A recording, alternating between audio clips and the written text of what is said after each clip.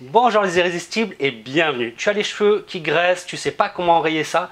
Eh bien on va t'apporter les 10 choses, les 10 éléments qui font que ton cuir chevelu va graisser, les gestes à ne pas faire et on va te proposer un rituel à mettre en place. En tout cas, les éléments vraiment importants pour pouvoir enrayer ça. Je te présente aujourd'hui Sandrine qui est notre community manager. Bonjour les irrésistibles, je suis ravie de vous rencontrer. Alors première chose à ne pas faire que je faisais, c'est de se laver les cheveux à chaque fois qu'ils commencent à graisser. Finalement, 1 à 2 fois par semaine, ça suffit, c'est vague. Ah oui, complètement. 1 à 2 fois, c'est amplement suffisant. Et limite, si vous arrivez à descendre à 1 fois par semaine, c'est juste tip top. Au pire, un shampoing sec entre deux, histoire de... Oui, c'est tout à fait ça, Sandrine. C'est-à-dire que si vos cheveux ont tendance à graisser tous les jours, vous avez tendance à les laver tous les jours ou 1 fois tous les 2 jours. Eh bien, pour un début, vous allez appliquer un shampoing sec au bout du 2e jour. Alors, je ne sais pas si vous avez l'habitude ou pas l'habitude. Les shampoings secs, regardez bien la méthode d'application, la distance à utiliser. N'en mettez pas trop non plus parce que sinon, c'est pas très agréable au toucher, d'accord?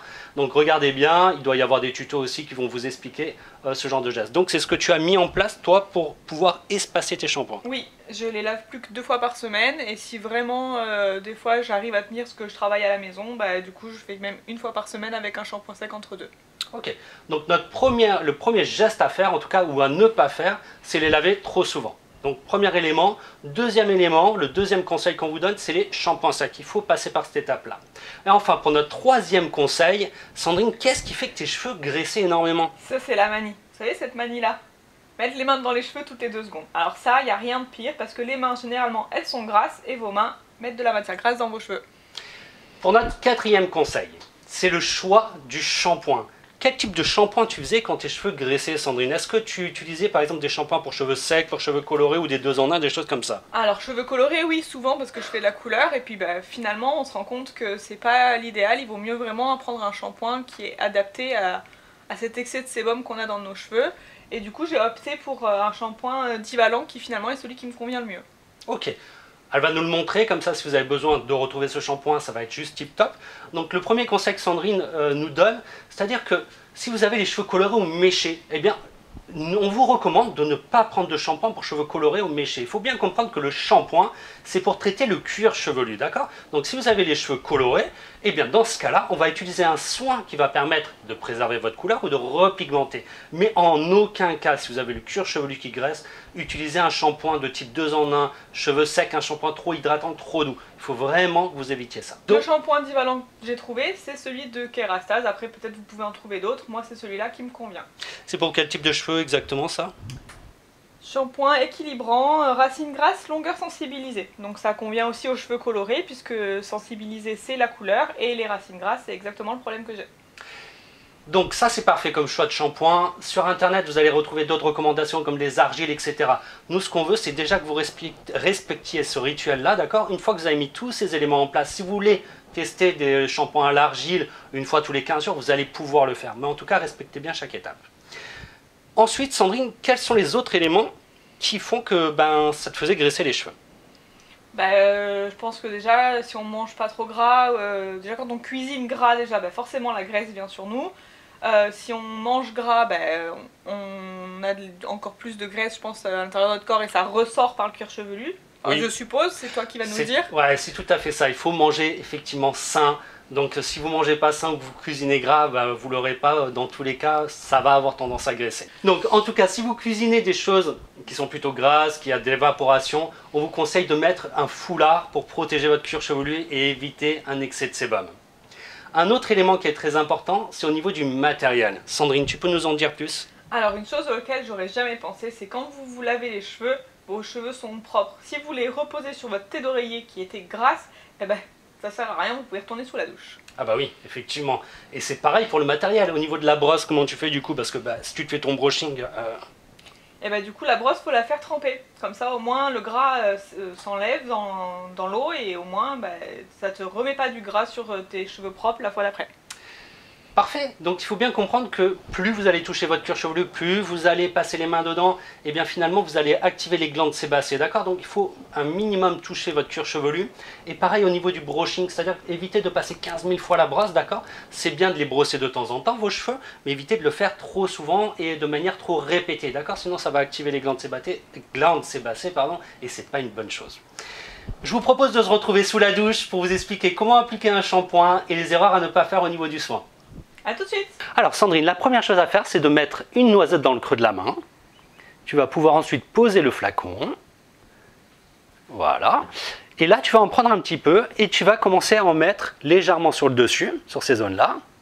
Voilà. Au niveau du cuir chevelu, hein, c'est vraiment le plus important. Les longueurs, on s'en fiche. Voilà. Un peu sur le dessus. Et le reste, un peu dans la nuque, de deux côtés de la nuque. Voilà, exactement. Et tu vas commencer à frotter. Voilà. Donc théoriquement, votre premier shampoing n'est pas censé mousser. Hein. C'est vraiment le premier shampoing, c'est normal. C'est surtout le deuxième shampoing qui va mousser. Alors.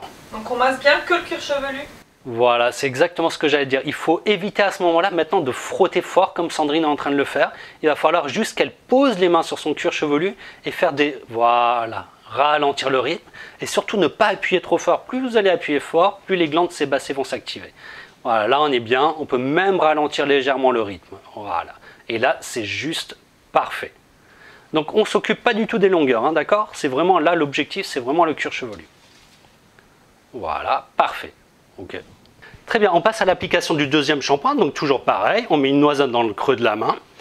Et on va venir le répartir et surtout pas prendre... tout est posé. Voilà, exactement. L'autre côté. Voilà, légèrement sur le dessus. Et le reste dans la nuque, c'est ça? Exactement. Et des petits mouvements circulaires sans trop appuyer sur le cuir chevelu. C'est tout à fait ça, Sandrine. Et théoriquement, le deuxième shampoing va beaucoup plus mousser que le premier. Si ce n'est pas le cas, de toute façon, vous rajoutez légèrement de l'eau, un peu tiède, et ça ira très très bien. Alors, je ne sais pas si vous le voyez, mais moi je sens que ça mousse beaucoup plus. Parfait. Alors, je vais vous parler du rinçage qui va être très important parce que vous n'allez peut-être pas le voir, Sandrine, sous la douche. Au niveau du rinçage, ce qu'il faut, c'est surtout éviter les excès de température. Ni trop chaud, Sandrine, et ni trop froid pour toi. Le froid, ça passe encore, hein, mais surtout le chaud, il va falloir que tu évites. Et on te demandera de nous montrer comment tu essores tes cheveux, donc garde-les un peu mouillés tout à l'heure. Et on va parler d'un rinçage au vinaigre, qu'est-ce que tu en penses? Eh bien écoute, le rinçage au vinaigre c'est juste canon. Ce qu'il faut c'est bien prendre du vinaigre de cidre. Tu prends une bouteille par exemple d'1 litre et tu vas mettre 1/10 de vinaigre dedans. Et après tu vas mettre de l'eau plutôt froide et tu vas pouvoir venir rincer, faire ton dernier rinçage avec ça et tu le laisses. Tu n'as pas besoin de re-rincer avec de l'eau par-dessus et ça va venir justement éliminer les résidus qui restent et c'est juste génial pour la brillance pour tes cheveux. Ok, parfait. Alors Sandrine, maintenant, l'étape qui est très importante, c'est de les essorer. Comment tu les essores? Alors, moi personnellement, je fais comme ça, doucement, sans trop les compresser. Après, avec la serviette, là. Alors, qu'est-ce qu'il ne faut pas faire? Tu peux nous le dire?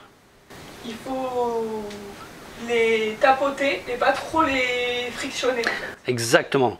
Il ne faut surtout pas les frictionner et encore moins votre cuir chevelu, de frotter votre cuir chevelu avec. Vous risquez vraiment de les sensibiliser et vous allez avoir même les cheveux qui vont s'affiner avec le temps si vous frottez, qu'il y ait trop de friction. En tout cas, vos cheveux vont finir par s'affiner et vous allez réactiver vos glandes sébacées. Donc, il faut impérativement tapoter les cheveux. Les irrésistibles, donc maintenant on va passer à la partie pré-séchage. Donc ce qu'il faut surtout, c'est que vous mettiez la chaleur sur 1 et non pas à fond.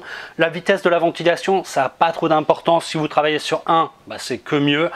Sinon, ça n'a pas d'impact. Mais surtout au niveau de la chaleur, faites attention. Donc pour vous rappeler les 10 éléments, les 10 conseils, 10 recommandations, ou le rituel en tout cas, à avoir quand on a les cheveux gras. Sandrine, tu peux nous rappeler les points importants? Alors, pas plus de 1 à 2 shampoings par semaine. Ouais. Éventuellement shampoing sec entre les deux. Ne pas se passer la main dans les cheveux, surtout pas. Ça c'est vraiment l'habitude à faire attention. Faire attention au choix du shampoing. Pas prendre des shampoings pour les cheveux colorés qui ont tendance à pas du tout vous aider. Et surtout le matériel, comme on disait, la brosse, le coussin.